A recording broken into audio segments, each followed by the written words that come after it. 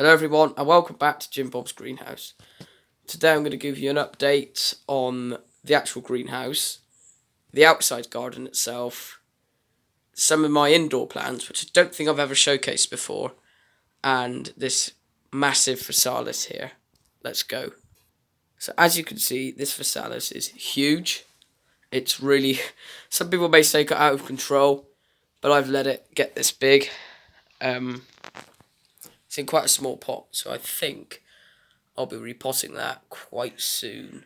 The big issue with it is that it's produced all this but no fruit yet. But I've been told that it take quite a while to fruit. So I'm just looking if there's any flowers on it. There must be somewhere, surely. Ah, there you go. Surprise, surprise. There's a flower there. It's quite needy when it comes to water. And I'll tell you what I mean by that. So my plant, this size, drinks about a cup and a half of water a day.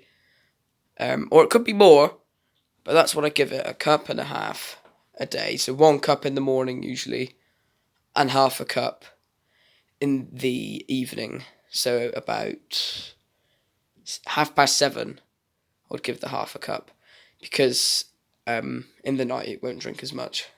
That's my theory anyway. But it is huge, as you can see. So, as you can see, I put a cane in there, and it was only a month. This is as much growth as it's put in a month's time, so it's really big. The big issue is, though, pardon me, they wouldn't normally need a cane.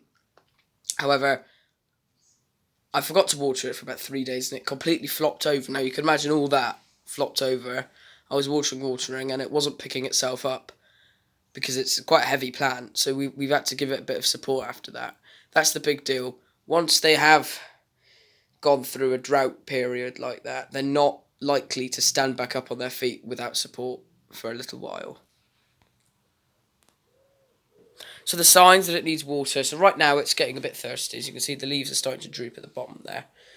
And that will follow through right through to the plant, and they'll all be drooping, and then the whole plant will just flop over. And if you still don't water it, it will keel over. So this is one of my cactuses here, and it's doing really well. Excuse me. It's doing really well. And actually, a friend got me this.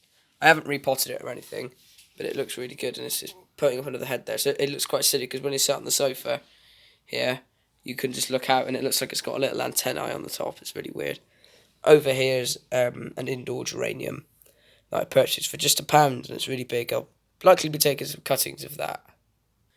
This is my Christmas cactus that in a few weeks' time I'll be taking a few cuttings of, just getting it ready for Christmas. This is some of my succulents here on the windowsill, and the geranium, and a basil plant that we use. This is what I like to call the kitchen garden. However, unfortunately, it hasn't done as well as I thought it would. The seeds that I sowed are just completely wild, so I think we'll be redoing that at some point.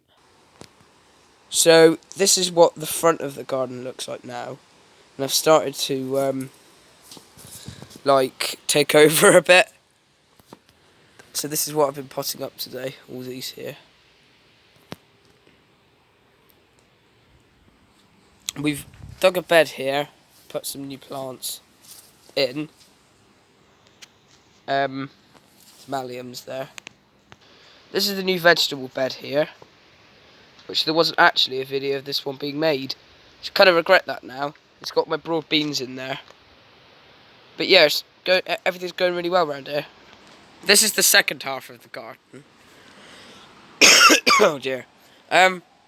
Here is my half. I like to regard it as my half, even though it's probably both my halves now.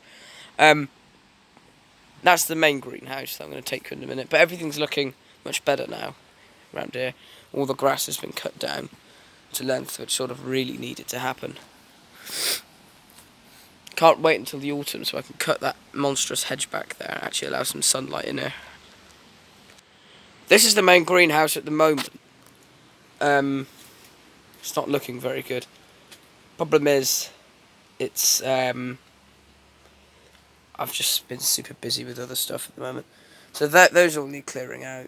But there's not much going on in here at the moment. It's that period of year where I'm, all this is going to the car boot. It's transferring everything.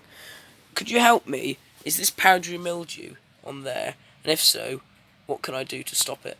This is what the little greenhouse looks like now.